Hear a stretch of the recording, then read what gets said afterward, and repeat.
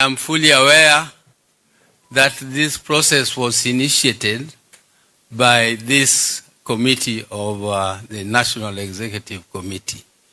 And I know that the confidence you gave to me, you knew was not easy. But I will try my best. I will work with all of you, and we shall try our best to move on and promote our party from strength to strength. Our party must keep on growing from strength to strength, and we are not going to go back. I also want to take this opportunity to thank all of you for having done this immediately after the loss of our great party leader, Honorable Raila Amolo Odinga. That was my brother, that was my friend, that was my comrade, that was my confidant, and I still don't even feel that he is not there. I feel so hurt, but all the same, we have to continue, life must continue, and in his honor, I will do my best until I go to the grave. I would also like to mention that when our departed leader left us, he left us in somewhere. He did not leave us in the air. He left us on some ground. And this ground where he left us was called broad-based government. And in this broad-based government, we have our partners who are older. Those are our partners with whom he left us, and we are continuing to plow and work hard to fulfill the commitments and the arrangements which brought us together. And one of them is implementation of the 10-point agenda, which we must follow meticulously and make sure that they are implemented to the letter as agreed.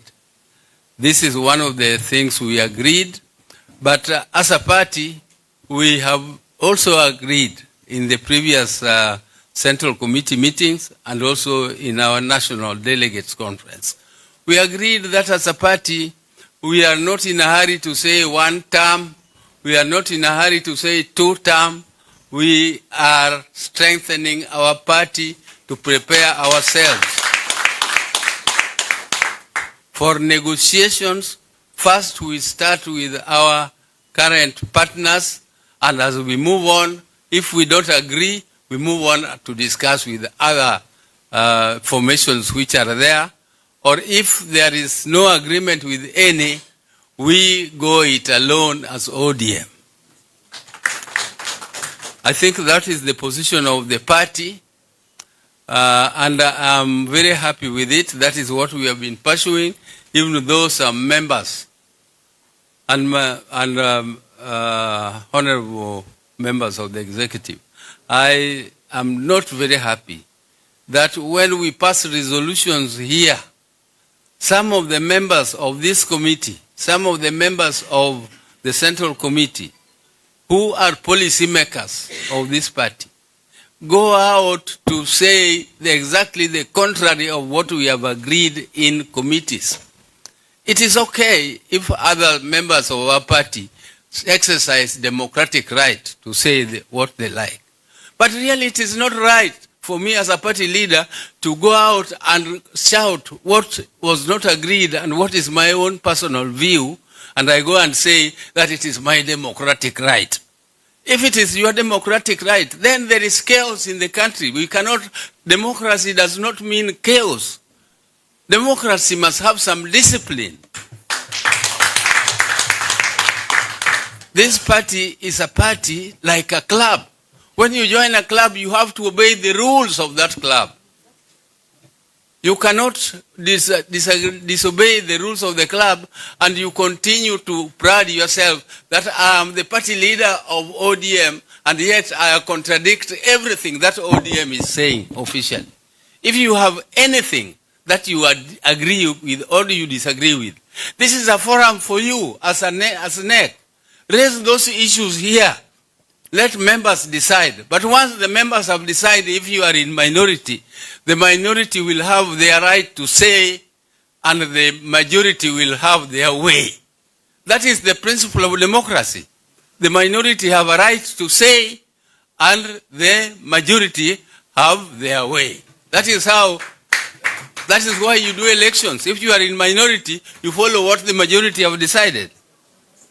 That is the cardinal principle of democracy, which I want our party to adhere to, and I'm very disappointed sometimes.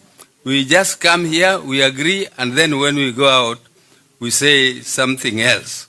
I hope some of these issues will be discussed, and I hope that our party will continue to be strong.